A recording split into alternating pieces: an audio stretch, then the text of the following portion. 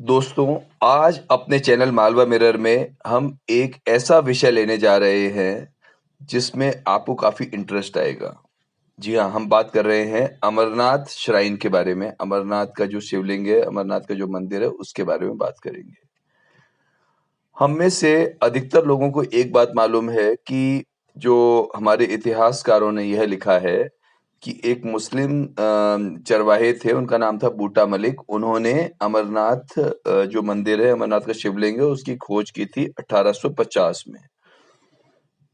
और यही बात अपने इतिहासकारों ने अपने इतिहास की किताबों में लिखा है।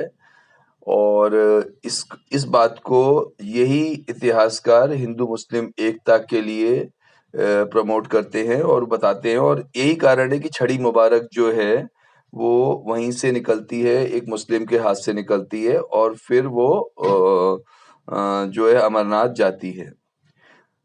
अगर उनकी सोच सांप्रदायिक सौहार्द बढ़ाने की थी, तो इसमें किसी को कोई तकलीफ नहीं होनी चाहिए। पर अगर उनकी सोच सिर्फ इतिहास को विकृत करने की थी, जैसा कि कई अन्य मामलों में हुआ है, तो इस पर हमें ज़रूर गौर करना चाहिए। और आज कुछ प्रमाणों के साथ, कुछ सबूतों के साथ आपके सामने वो चीज़ें प्रस्तुत है, जिससे आपको पता चलेगा कि यह जो क्लेम है हिस्टोरियंस का, ये जो उन्होंने इतिहास में हमको पढ़ाया है, ये गलत था। पहला जो प्रमाण है वो है लिंग पुराण, जो कि 5वीं शताब्दी में लिखा गया था। लगभग 1400 साल पहले जब बूटा मलिक के बारे में तथाकथित रूप से बताया गया है कि उन्होंने अमरनाथ शिवलिंग की खोज की थी। उसके जो 12वां चैप्टर है, जो कि और उसके पेज नंबर 487 पर अमरनाथ के बारे में काफ़ी डिटेल में डिस्क्राइब किया गया है। दूसरा जो सबूत है वो है कल्हन की राज तरंगिनी, जो कि कश्मीर के ऊपर सबसे ऑथेंटिक कोई अगर किताब मानी जाती है तो वो है राज तरंगिनी, जो कल्हन ने लिखी थी। और उसमें वो 12वीं शताब्दी में लिखी गई थी। और उसके जो पेज नंबर 280 पर 267वां श्लोक यानी कि 267th जो श्लोक है, वो अमरनाथ शिवलिंग और अमरनाथ के जो मंदिर है उसके बारे में बहुत डिटेल में बता रहा है। अब ये तो हो गई वो बात कल्हन राज तरंगिनी की, लिंग पुराण की। तो इसमें ऐसा कैस कहा जा सकता है कि ये तो हिंदू हैं या सनातन है, वो तो अपने अपने अपनी चीज की तारीफ करेंगे ही।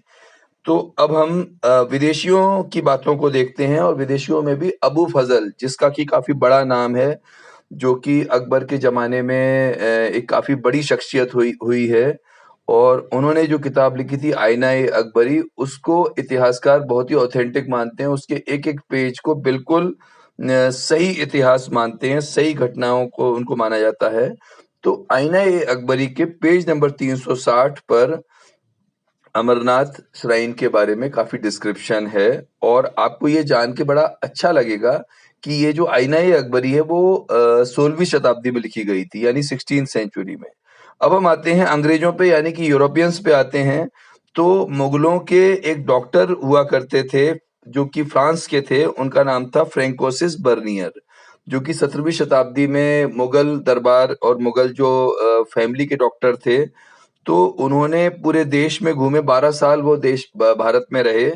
और उन्होंने घूमे और उन्होंने एक किताब लिखी, travels in the Mughal empire.